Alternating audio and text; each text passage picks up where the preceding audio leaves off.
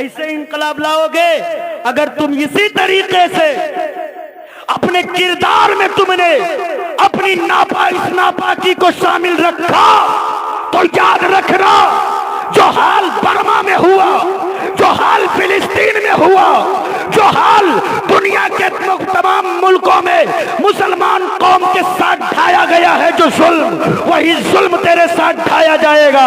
तेरे बच्चों को काट दिया जाएगा, तेरे बेटियों की इज्जतें लूट ली जाएंगी। तो दुनियादार की चौखट पर इज्जत की खैरात ना मांग, इज्जत की खैरात मिलेगी तो अहमद मुख्तार के चौखट पे मिलेगी। बेशक दुरूद पाक पढ़ें। अल्लाहुम्मा सल्ली अला सय्यदना मौलाना मुहम्मदिन बारिक वसल्लिम सलातुं व सलामन अलैका या रसूल अल्लाह सल्लल्लाहु ताला अलैहि व आलिहि वसल्लम। दुश्मने अहमद पे शिद्दत कीजिए, मुल्हिदों से क्या मुरव्वत कीजिए, कीजिए चर्चा उन्हीं का सुबह शाम, जाने काफिर पर कयामत कीजिए। सुभान अल्लाह बोल सकते हैं? माशाअल्लाह। समझ में आ रहा है ना मैं क्या कह रहा हूं? माशाअल्लाह। अल्लाह करे कि समझ में आए, इसलिए कि हम कुछ कह के जाएं, अब कुछ समझ कर रखें, उसका असर आप पर कुछ पड़ जाए तो ये भी अच्छी बात नहीं है। तो आप जो थोड़ा बोलेंगे सुभान अल्लाह माशाअल्लाह तो मुझे लगेगा कि आप मेरी बात समझ रहे हैं, है ना। वरना एक जगह एक मौलाना साहब तकरीर कर रहे थे तो पूरा मजमा ऐसे बैठा था जैसे लग रहा था कि सबकी रूह निकाल दी गई, सब एकदम मुजस्समे बने, एकदम टकटकी बांधे मौलाना साहब को देख रहे हैं। और एक आदमी इतनी मोटी लाठी लिए पूरे महफिल के चारों तरफ दौड़ा घूम रहा था। मौलाना ने देखा तो उनकी हालत खराब। कहा ए भैया खैरियत तो है?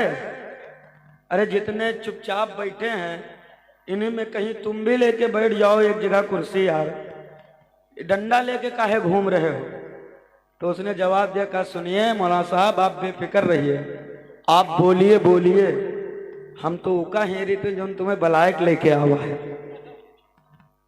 माशाल्लाह बड़ी मोहब्बतों से आप समाअत कर रहे हैं। बस 15 से 20 मिनट आप मुझे बर्दाश्त कीजिए, उसके बाद इंशाअल्लाह खतीब आज़म हिंदुस्तान नाशरे मसलके आला हजरत आफते जाने वहाबियत हजरतुल अल्लाम हजरत अल्लामा मौलाना शाह कारी मोहब्बत कुतुबुद्दीन साहब क़िबला मंजरी शेखुत तजवीद मदरसा गौसिया बदरुल उलूम दोनाका बहरे शरीफ से तशरीफ लाए हैं। उनका मुदल्लल व मुफस्सल खिताब आप तमामी हजरात को समाअत करना है। तो आप सुनने के मूड में है ना भैया? सुनेंगे ना इंशाअल्लाह? P low. हाँ, एक मर्तबा दोनों हाथों को उठा के कहें या रसूल अल्लाह। अब सुने आला हजरत का शेर, कलामुल इमाम इमामुल कलाम इमाम अहमद रजा खां फाजिल बरेलवी इश्क़े मुस्तफ़ा में जब डूबते हैं तो यूं अर्ज करते हैं, या रसूल अल्लाह सरवर कहूं कि मालिको मौला कहूं तुझे। बेशक बेशक सुभान अल्लाह। बागे खलील का गुले ज़ेबा कहूं तुझे, लेकिन रजा ने खत्मे सुखन इस पे कर दिया, खालिक का बंदा खल्क का आका कहूं तुझे। वाह वाह वाह, बेशक क्या कहनी है हजरत, सुभान अल्लाह। इकराम की दुआएं चाहता हूँ, बेशक बेशक बेशक सुभान अल्लाह। बहुत तवज्जो से सुनिएगा। जमाने में लोगों ने शायरी की होगी लेकिन इमाम अहमद रजा ने मुस्तफ़ा से आशिकी किया है। बेशक बेशक सुभान अल्लाह। मुस्तफ़ा से आशिकी किया है। शायरी और है, आशिकी और है। शायरी और है, आशिकी और है। एक शायर की हद्दे परवाज सिर्फ इतनी होती है, चांद की चांदनी, सूरज की रोशनी, सितारों की चमक, फूलों की महक, कलूटी महबूबा की गली, सड़े झील का गंदा पानी। एक शायर की हद परवाज बस इतनी होती, लेकिन जो एक आशिके रसूल होता वो जब इश्क के चादर से सर निकालता है तो यूं अर्ज गुजार होता है, या रसूल अल्लाह तेरे टुकड़ों पे पले, गैर की ठोकर पे न डाल, झिड़कियां खाएं कहां छोड़ के सदका है। वाह वाह वाह वाह वाह, अगर जिंदगी है तो सुनिए 10-5 मिनट। झिड़कियां खाएं कहां छोड़ के सदका तेरा, सदका तेरा। उसी सिलसिले इश्क का एक पीर, उसी सिलसिले इश्क का एक पीर जब अपने चादरे मोहब्बत से सर निकालते हैं तो यूं अर्ज गुजार होते हैं, या रसूल अल्लाह मेरे आमाल का बदला तो जहन्नम ही था, मैं तो जाता मेरे सरकार ने जाने न दिया, मैं तो जाता मेरे सरकार ने जाने न दिया। उसी सिलसिले इश्क के एक पीर जब इश्क के चादर से सर निकालते हैं तो यूं अर्ज गुजार होते हैं, या रसूल अल्लाह जहां बानी अता कर दें, हरी जन्नत हिबा कर दें, नबी मुख्तारे कुल हैं जिसको जो चाहे अता कर दें। बेशक बेशक, सुभान अल्लाह। और यही मसलके आला हजरत है। हाँ, अगर कोई पूछे कि मसलके आला हजरत क्या है तो कह देना नबी मुख्तारे कुल हैं जिसको जो चाहे अता कर दें। यही मसलके आला हजरत। अब शेर पे तवज्जो चाहता हूं। आला हजरत सरकार ताजुल शरिया क्या फरमाते हैं, जहां बानी अता कर दे, भरी जन्नत हिबा कर दे। खाली जन्नत नहीं, भरी जन्नत। आओ सरकार ताजुल शरिया से पूछे, ए सरकार ताजुल शरिया आप कह रहे हैं भरी जन्नत, तो क्या जन्नत भी खाली होती है? तो मेरे ताजुल शरिया ने जवाब दिया, हमसे न पूछो जन्नतियों से पूछ लो। अरे बोलो ना सुभान अल्लाह। उनसे पूछो जिन्होंने जन्नत में जाकर जन्नत को देखा है। आओ जन्नतियों की बारगाह में चलें और पूछें, ये जन्नतियों जन्नत तो पा गए हो, जन्नत खाली है कि भरी है? तो जन्नती बोल पड़े, जन्नत जरूर मिल गई है लेकिन जन्नत खाली खाली नजर आ रही है। हमने कहा क्यों? क्या अल्लाह ने जिन नेमतों का दुनिया में वादा फरमाया था, क्या वो नेमतें उज़मा जन्नत में मौजूद नहीं है? क्या दूध शहद की नहरें मौजूद नहीं है? क्या सोने चांदी के महलात नहीं है? क्या दूध शहद की नहरें नहीं है? क्या फल फ्रूट के बागात नहीं है? क्या हूरो गिलमान का झुरमुट नहीं है? क्या नहीं, जन्नत में सब मौजूद है। फल फ्रूट के बागात भी हैं, सोने चांदी के महलात भी हैं, खाने पीने के मेवे भी हैं, फल फ्रूट के बागात भी हैं। फिर क्यों जन्नत खाली है? तो जन्नती मुस्कुरा कर बोल पड़े, अरे सब कुछ हो जन्नत में, आमना का लाल ना हो तो खाली खाली है जन्नत। सुभान अल्लाह, बेशक सुभान अल्लाह। वाह, बहुत कुछ जन्नत में मौजूद हो और आमना का लाल न हो तो खाली खाली है जन्नत। इसी मिसरे में सरकार ताजुल शरिया अर्ज करते हैं, या रसूल अल्लाह जहां बानी अता कर दें, भरी जन्नत हिबा कर दें। हजरत अता कर दें नहीं कहा, क्या कहा? हिबा कर दें। अब आइए जरा समझिए इस बात को। अता में और हिबा में फर्क है। जो चीज अता की जाती है उसे वापसी का खतरा होता है, लेकिन जो चीज हिबा कर दी जाती है उसमें वापसी का डर नहीं रह जाता।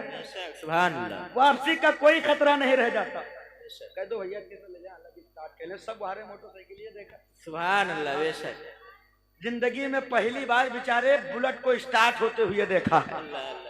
कैसे स्टार्ट हो रही है? थोड़ा सा तवज्जो दीजिए। बस आपके तादाद के हिसाब से मैंने अपने बोलने का जो मिनट था उसे मैंने तय कर लिया है, मुझे कितना बोलना है। हाँ, मचल के बोले सुभान अल्लाह, सुभान अल्लाह। तो मैं अर्ज कर रहा था, सरकार ताजुल शरिया कहते हैं भरी जन्नत हिबा कर दें, अता कर दें नहीं कहा। अता में और हिबा में फर्क है। जो चीज अता की जाती है उसमें वापसी का खतरा होता है, और जो चीज हिबा हो जाती है उसमें वापसी का खतरा नहीं रह जाता। मिसाल दे दूं एक आपको, आप किसान आदमी हो, जैसे कि आपको किसी जमीन पर लीगली यानी जायज तरीके से उस पर कब्जा करना है, तो आपको इस दौरे हाजिर में 3 सूरतों पे अमल करना होगा, 3 में से किसी एक पर। नंबर 1 है तिबाला, नंबर 2 है रजिस्ट्री, तीसरा नंबर है हिबा। अगर इन तीनों पर किसी पर चीज पर तुमने अमल किया है तो जमीन पर बखुशी खुशी आप हल चला सकते हैं। लेकिन अगर इनमें से कोई प्रूफ आपके पास नहीं है, किसी और की जमीन पे हल लेकर गए, तो खेत वाला जान तो का कहीं चले आओ वो यक्के डंडम पढ़नी तना मोबाइल है। लेकिन अगर इनमें से किसी चीज पर आपने अमल किया है तो आपका हल चलाने से कोई रोक नहीं सकता। यह है हिबा की हकीकत। अब कारी नसीम साहब अब देखें कि यह हिबा आया कहां से। तो 12 रबीउन नूर का दिन था, सुबह सादिक का वक्त था, दोशंबा का दिन था। आमना के आंगन में, अब्दुल मुत्तलिब के आंगन में एक नूर नमूदार हुआ, एक बेटा तशरीफ लाया। जैसे दुनिया में मेरे मुस्तफा ने कदम रखा तो अपने सर को सजदे में रख दिया। माँ बाप को नहीं ढूंढा, कराबतदारों को नहीं ढूंढा, अहले खानदान को नहीं ढूंढा, बल्कि सर को सजदे में रख के कह दिया, या रब्ब हबली उम्मती। सुभान अल्लाह, सुभान अल्लाह। बोलो ना, बोलो मचल के सुभान अल्लाह। या रब्ब हबली उम्मती, या रब्ब हबली उम्मती। ऐ रब मेरी उम्मत को मेरे हवाले कर दे, ऐ रब मेरी उम्मत को मेरे हवाले कर दे, ऐ रब मेरी उम्मत को मेरे हवाले कर दे। गैब से आवाज आई, महबूब अभी तो ताजा ताजा दुनिया में गए हो, अभी तो चंद मिनटों पहले कदम रखा है, अभी तो ताजा ताजा जमीन पर उतरे हो। ए हबीब, जिस उम्मत को तुम हवाले मांग रहे हो, जिस उम्मत को तुम अपने हवाले मांग रहे हो, उस उम्मत ने अभी तुझे देखा भी नहीं है, उस उम्मत ने अभी तुझे जाना भी नहीं है, उस उम्मत ने अभी तुझे माना भी नहीं है, उस उम्मत ने अभी तुझे पहचाना भी नहीं है। रब का महबूब बोल पड़ा, मौला मेरी उम्मत मुझे पहचाने ना पहचाने, तेरा हबीब अपनी उम्मत को खूब पहचान रहा है। नारे तकबीर, नारे तकबीर, नारे तकबीर, नारे रिसालत, मसलके आला हजरत, ख्वाजा का हिंदुस्तान। नारे तकबीर, नारे रिसालत। जहां बानी अता कर दें, भरी जन्नत हिबा कर दें। नबी मुख्तारे कुल हैं, जिसको जो चाहे अता कर। बेशक, सुभान अल्लाह। ये पावर अल्लाह ने अपने हबीब को अता किया, ये तसर्रुफ मेरे रब ने अपने हबीब को दिया है। मियां नबी बहुत आए मगर महबूब सिर्फ एक आया है। रसूल बहुत आए हैं मगर हबीब सिर्फ एक आया है। जिसको हबीब बनाया वो नबियों का ताजदार बना, और जो नबियों का ताजदार बना वो कोई और नहीं बल्कि हमारा तुम्हारा हम सब का नबी आमना का चांद मुहम्मदुर रसूलुल्लाह है। तो अपने नबी पे जितना नाज करो कम है। आज देखो यहाँ अगर एक डीजे का एक साउंड रख करके और सिर्फ 2-3 मेहमान लक्ष्मण नगर या इधर उधर से बुला लिए गए तो आज यहाँ लोगों की तादाद आप शुमार नहीं कर पाते। क्यों? इसलिए कि हमने अपनी जिंदगियों में मगरिबी तहजीब को आने की जगह दे दी। हमने अपने कल्चर में मगरिबी कल्चर को ला करके मिला दिया है। अल्लाह कुरान में इरशाद फरमाता है, इन्नद्दीना इंदल्लाहिल इस्लाम। दुनिया का सबसे बेहतरीन मजहब अल्लाह के नजदीक मजहब इस्लाम है। कौन सा मजहब है? मजहब इस्लाम।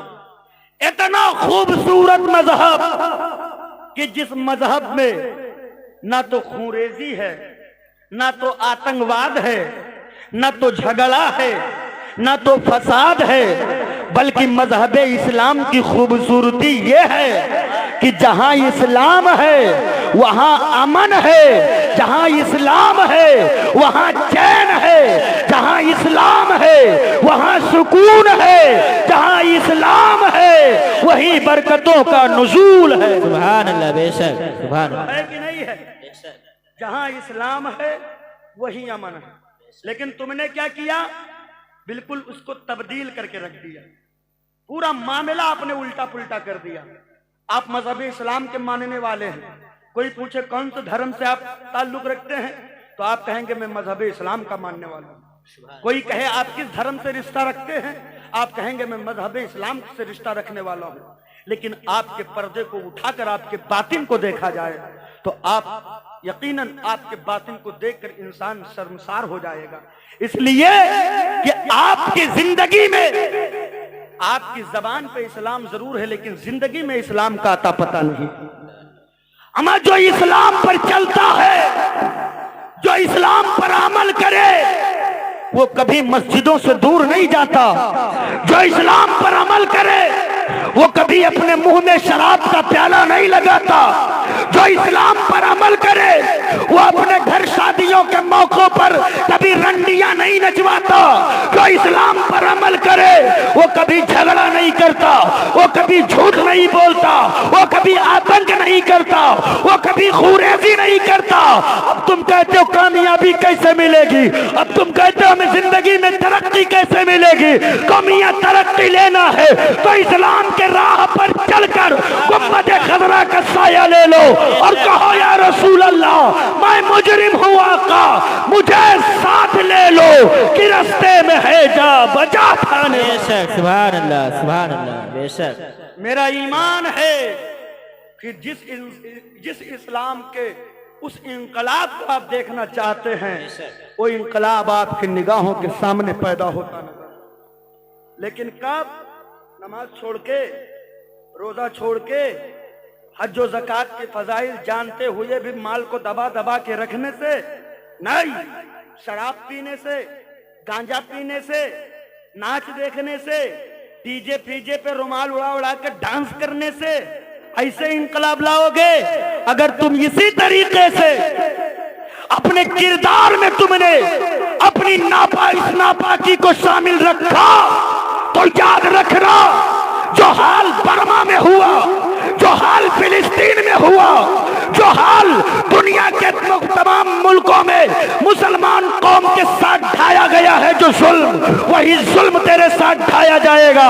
तेरे बच्चों को काट दिया जाएगा, तेरे बेटियों की इज्जतें लूट ली जाएंगी। तो दुनियादार की चौखट पर इज्जत की खैरात ना मांग, इज्जत की खैरात मिलेगी तो अहमद मुख्तार के चौखट पे मिलेगी। बेशक, सुभान अल्लाह, सुभान अल्लाह, बेशक। हालात तुम्हारे क्या है? देखो फिलिस्तीन के उन मुजाहिदों को, डालो उनकी पाकीज़ा जिंदगी पे अपनी नजर, किस कदर मुस्तफा के दीन के लिए अपने खून को बहा देते हैं। हालात हाजरा तुम्हारे निगाहों के सामने हैं। हर हाथ में इस वक्त दौरे हाजिर में कमोबेश इल्ला माशाल्लाह मोबाइलें हैं। सब देखते हो कि फिलिस्तीन में क्या हो रहा, सब देखते हो। कौम मुस्लिम की औरतों का मामला जो है इस दौर में वो ये है कि दीन तो उनके जिंदगी से बिल्कुल निकल चुका है, बिल्कुल निकल चुका है। और जब माएं दीनदार नहीं हुआ करती तो औलादें कभी दीनदार नहीं होंगी। ये बात गांठ बांध लीजिए। अगर माँ बाप दीनदार है तो ही उसकी औलाद दीनदार बनती नजर आएगी। माँ बाप बेदीन है तो बच्चा भी बेदीन ही होगा। आप अपनी औलादों की परवरिश गानों के झुरमुट में करवा रहे हैं। आप अपनी औलादों की परवरिश दुनिया के तमाम नहुसतों के साए में करवा रही हैं। इसलिए तुम्हारी गोद में दौरे हाजिर में देखा जाता है कि बुज़दिल पैदा हो रहे हैं, कमजोर पैदा हो रहे हैं। कहीं कोई मस्जिद का नमाजी या बैतुल्लाह का हाजी या मैदान का गाजी पैदा होता नहीं दिखाई देता।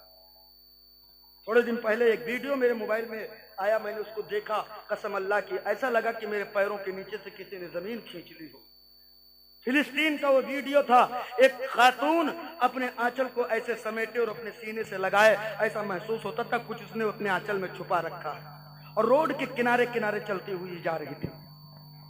इतने में एक रिपोर्टर ने देखा कि एक औरत आ रही है, जिधर गोलाबारी हो रही थी उधर से चल के आ रही है, चलो चल करके वहां के हालात इस औरत से पूछे जाएं कि जिधर से तू आ रही है उधर के हालात इस वक्त क्या। जब वो रिपोर्टर माइक लेकर के उस खातून के सामने गया और कहा, खातून बताओ तुम कहां से आ रही हो? तो उसने कहा, मैं वहां से आ रही हूं जहां पे मुस्तफा के दीवानों की गर्दनें काटी जा रही, मैं उस जगह से आ रही हूं जहां रसूल कौनैन के दीवानों और उनके उम्मतियों के खून को नाहक बहाया जा रहा है, जहां बमो बारूद के हवाले कौम मुस्लिम के छोटे छोटे बच्चों को जो है बारूदों के हवाले किया जा रहा है, मैं उस जगह से आ रही हूं। आप जा कहां रही हो?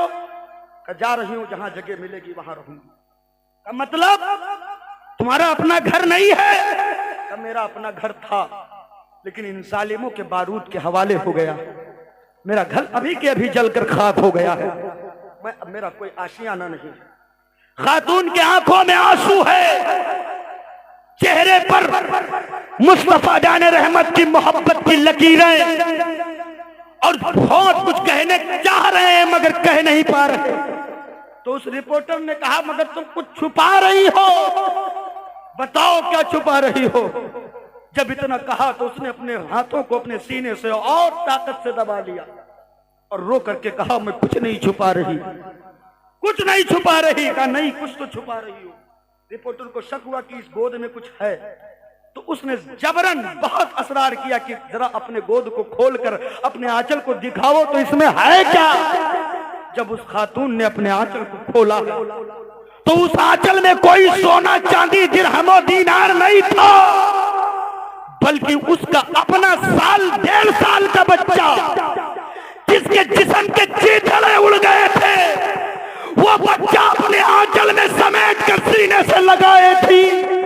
कहा, खातून ये क्या है? कहा, ये मेरा अपना खून है जिसे मैंने अपने महीने अपने पेट में रखा, जिसे मैंने अपने खून को दूध की शक्ल दे करके परवान चढ़ाया। ये मेरा अपना खून है जिसे मैंने पाला है, आज ये बमो बारूद के हवाले हो गया। ये दीन इस्लाम की बका के लिए खुद को अल्लाह की राह में फना कर दिया है। आंखों से आंसू सैलाब जारी है। रिपोर्टर रो के कहने लगा, मगर ये खातून तेरे आंखों में आंसू क्यों नहीं दिख रहे? तो अपने चेहरे पे मुस्कुराहट लेकर के घूम रही है, आखिर वजह क्या है? तो कहा, सुनो, दुनिया की औरतें जब बच्चा पैदा करती है तो अपने लिए पैदा करती है, लेकिन फिलिस्तीन की माएं जब बच्चे जन्म देती है तो अपने लिए नहीं बल्कि आमना के चांद मोहम्मदुर रसूलुल्लाह की इज्जत के लिए पैदा। नारे तकबीर, जवाब दे दें जानदार तरीके से। नारे तकबीर, नारे रिसालत, मसलके आला हजरत ख्वाजा का हिंदुस्तान। नारे तकबीर, नारे रिसालत। दुनिया की होंगी जो अपने लिए बच्चा पैदा करती हैं, लेकिन फिलिस्तीन की माएं मुस्तफा जाने रहमत के लिए बच्चा पैदा करती हैं। मुझे बता कि जब तू हिंदुस्तान में बैठकर अपने हाथों में शराब का प्याला लेता होगा, जब तू अपने उंगलियों में चिलम दबाता होगा, जब तू रंडियों के ठुमकों को देखने के लिए मीलों का सफर करके अपनी आखिरत को तबाह करने जाता होगा, उस दिन फिलिस्तीन के उन शुहदा और करबला के उन शुहदा से पता कल कयामत के दिन तू कैसे मुखातिब होगा। कौन सा चेहरा लेकर के तो नबी की बारगाह में शफाअत की भीख मांगेगा? कौन सा मुंह लेकर के तो मुस्तफा से कौसर का जाम मांगेगा? कौन सा चेहरा लेकर के तो हजरत अली अकबर की जवानी का सामना करेगा? कौन सा मुंह लेकर के जाओगे मुस्तफा के झंडे का साया लेने? अरे बरेली का इमाम कह रहा है, अगर तुम अपनी जिंदगियों की खैरियत चाहते हो और दुनिया और आखिरत बनाना चाहते हो तो आज ले उनकी पनाह, आज मदद मांग उनसे, फिर न मानेंगे कयामत में अगर मान ले। सुभान अल्लाह बेशक सुभान अल्लाह वाह। मनाना है मदीने वाले को तो अभी मना लो। ये जिंदगी तुम्हारे लिए कदरे गनीमत है। सांसों का सिलसिला जब तक जारी है तब तक तुम अल्लाह को राजी कर सकते हो। जिस दिन ये सांसों का सिलसिला टूटा उस दिन तुम्हारे लिए अंधेरा ही अंधेरा नजर आए। बचा लो अपनी नस्लों को, बचा लो अपनी औलादों को, वरना आने वाले 20 साल के बाद का जो हिंदुस्तान का नक्शा तैयार किया गया है वो नक्शा तेरे लिए बहुत अच्छा नहीं है। तेरे घर के सामने तेरे बेटों के लाशें तैरेंगे, तेरे बाजारों में तेरे माँ बहन बेटियों की इज्जत नीलाम किए जाएंगे, मगर तुम हो कि हड्डी खाने और खिलाने के चक्कर में फंसे पड़े हो। हड्डी खोर मुसलमान न बनो, बल्कि वो ईमान वाले बनो कि जिस जानिब निकलो अपनी हक्कानियत का किला गाड़ कर रख दो और जमाने की आंखों में आंखें डालकर बता दो हमारी पहचान हड्डी खाने से नहीं हुई है, बल्कि हमारी तारीख को जब मुअर्रिखीन ने लिखा है तो कुछ जो लिखा है कि दश्त तो दश्त है, दरिया भी न छोड़े हमने, पहरे जुल्मात में दौड़ा दिए घोड़े। ये इस्लाम की हक्कानियत है। लेकिन तुमने जहेज के नाम पर भीख मांगना तुम्हारे अंदर आ गया। दूसरों की माँ बहन बेटियों पे गंदी निगाहें डालने का हुनर तुम्हारे अंदर है। शराब के प्याले कैसे पिए जाएं ये तुम जानते हो। जिना के बाजार कैसे गर्म किए जाएं ये तुम जानते हो। तो बताओ तुम तरक्की कैसे करोगे? तुम इस्लाम वाले हो, तुमने अपने आप को इस्लाम वाला कहा है, तो जरा बताओ तुम्हारे अंदर का इस्लाम गया कहां? कहां गया तुम्हारे अंदर का इस्लाम? जवानों, अपनी जवानियों की रंगीनियों में इस कदर महवे गर्क न हो जाओ कि कल कयामत के दिन तुम मुस्तफा के सामने खुद को पेश न कर सको। इसलिए कि कब्र हश्र के मैदान में अगर कोई काम आएगा तो सिवाय मुस्तफा जाने रहमत के कोई काम नहीं आने वाला। उस हमा हमी के माहौल में सिर्फ मदीने के दूल्हा में शफात का परवाना अता कराएंगे। तो अपने नबी को राजी करो, मुस्तफा जाने रहमत को राजी करो। और इसलिए मजलिसों में आया करो तो इसलिए नहीं कि मौलाना नसीम राजी हो जाए, इसलिए नहीं कि नसीम अख्तर तुलसीपुरी अगर हम सुभान अल्लाह बोलेंगे तो हमसे राजी हो जाएंगे। इसलिए बोला करो कि यहाँ पर बैठकर बोलोगे तो मदीने वाले आका राजी हो जाएंगे। इसलिए सुनने जाया करो कि हम अगर जाएंगे तो मुस्तफा जाने रहमत जो है हमसे राजी हो जाएंगे। अल्लाह और उसके रसूल को राजी करने का हुनर सीखो अगर कामयाबी चाहते हो तो। कामयाबी हड्डी में नहीं रखी है। हाँ, जितनी बड़ी पतेली गोश्त की चूल्हे पे उतना ही बड़ा मुसलमान। न नमाज से मतलब, न रोजा से मतलब, न हज से मतलब, न ज़कात से मतलब, किसी चीज से कोई मतलब नहीं। और हम मुसलमान भी हैं। वाह भाई माशाअल्लाह। ये कैसे मुसलमान? नाम के मुसलमान होंगे, काम के तो नहीं हुआ।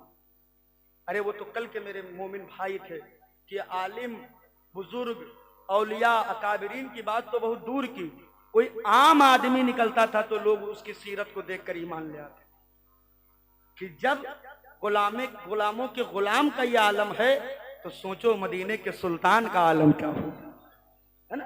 वो तस्वीर जो मेरे नबी ने मजहब इस्लाम की हमें अता की थी, वो तस्वीर हमने न जाने कहां गुम कर दी। उसे हमें तलाश कर अपने पॉकेट में रखने की जरूरत है। अपने किरदार में मजहब इस्लाम की हक्कानियत को शामिल करके, मुस्तफा की मोहब्बत को अपनी जिंदगी में शामिल करके, नबी के तरीके जिंदगी को अपनी जिंदगी में शामिल करके पूरी दुनिया को बता दो कि हमारी कुव्वत का अंदाजा न लगाना। हम वो हैं कि तारीख कभी मौजों पे कदम रखते हैं, खालिद कभी हाथों में अलम लेते हैं, हर दौर में उठते हैं यजीदी फितने, हर दौर में शब्बीर जन्म लेते हैं। सुभान अल्लाह बेशक। से तुम दुनिया वालों को अपनी हक्कानियत से आगाह करो। नमाजों की पाबंदी और जिना, जुआ, शराब, डीजे फीजे, नाच गाना से बचो। अल्लाह ने तुम्हें ईमान वाला बनाया, नचनिया नहीं बनाया है। तुम नाचने के लिए नहीं पैदा किए गए हो, हाँ, बल्कि नाचने वालों पर तुम मलामत के लिए पैदा किए गए हो। तुमको भेजा गया था कि तुम जमाने को सुधारो, तुम खुद ही बिगड़ गए, खुद ही बिगड़। ये कहां की अक्लबंदी है भाई? हमने अपने कानों से सुना कि एक आदमी कह रहा था कि भैया रे जो है डीजे बनवा लिया हूं, मगर वह शियाओं का जो तारीफ नहीं खाली मिल रही है तो इसलिए खाली डीजे रहेगा, उसको भी कैंसिल कर। तो महल्ले के जवान लड़कों ने कहा, चचा आप परेशान काहे हो रहे हैं? पतुरियन के तारीख नहीं मिलते, कोई बात नहीं, तुम डीजे बंधाओ, बाकी पीछे रुमाल उड़ाए उड़ाए के नाच के और डांस करके तुम्हारी इज्जत हम लोग बचाए लेंगे। ये तुम्हारी जिंदगी का म्यार है? और तुम कहते हो मैं इस्लाम वाला भी हूं, मैं नबी वाला भी हूं, मैं मुस्तफा से मोहब्बत भी करता हूं, मेरा नाम मुसलमान है, मेरा धर्म मजहब इस्लाम है, मेरा नबी इमामुल अंबिया है, और जिंदगी खबीसों वाली, तरीका मनहूसों वाला, जिंदगी काफिरों वाली। तो क्यों अपनी जिंदगी पर तुम जुल्म कर रहे हो? क्यों अपनी जानों पर जुल्म कर रहे हो? ए लोगों, तुम अपने नबी से मोहब्बत करके दुनिया की रंगीनियों को ठोकर मार दो। ये रंगीनियां महज चंद दिन की है, तुम अपने नबी को राजी करके जाओ। ये जो दुनिया तेरे सामने रंगीनियों पर इतराती है, कल कयामत के दिन यही अपने किए पे शर्मिंदा होती नजर। नारे तकबीर, नारे रिसालत, मसलके आला हज़रत, उलमाए किराम, जश्न ईद मिलादुन नबी, नारे तकबीर, नारे रिसालत। और एक जुमला, माँ बहनों तुम भी तशरीफ रखती हो, सुन लो एक जुमला। अल्लाह ने तुम्हें बड़े मर्तबों पर फाइज किया, हाँ बहुत बड़ा है। अल्लाह के रसूल फरमाते जन्नत अर्शे आजम के ऊपर था, मैंने उसको वहां से खींचा और माओं के कदमों के नीचे रख दिया।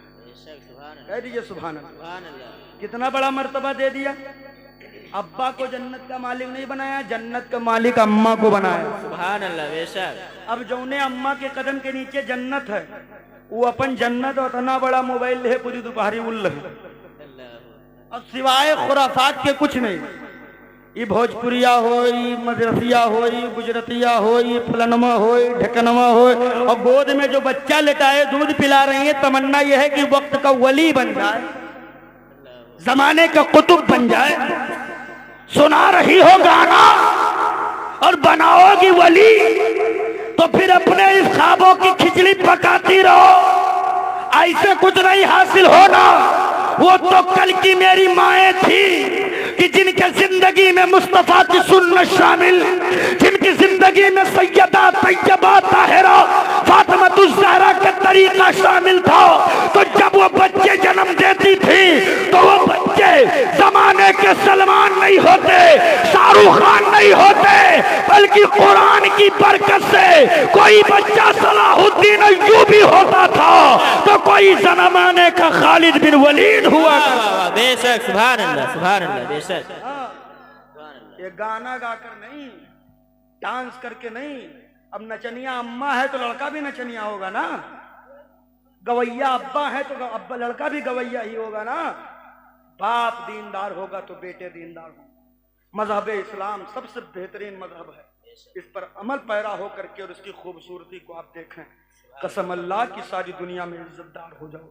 रब्बे काबा हम सबको इहदिना सिरातल मुस्तकीम पे अमल की तौफीक अता फरमाए। जो कुछ भी मैंने कहा सबसे पहले उस पर मुझ गुनहगार को, फिर आप सबको अमल की तौफीक अता फरमाए। अस्तगफिरुल्लाह रब्बी मिन कुल्ली ज़ंबि व अतूबु इलैह। आप हज़रात उठ के जाइएगा नहीं, हजरत बस बिल्कुल तशरीफ ला रहे हैं, थोड़ी देर उनकी भी तकरीर होगी, आप सुन लीजिए, उसके बाद सलाम होगा, अपने अपने घर चले जाइएगा। अस्सलाम वालेकुम। नारे तकबीर, नारे रिसालत, मसलके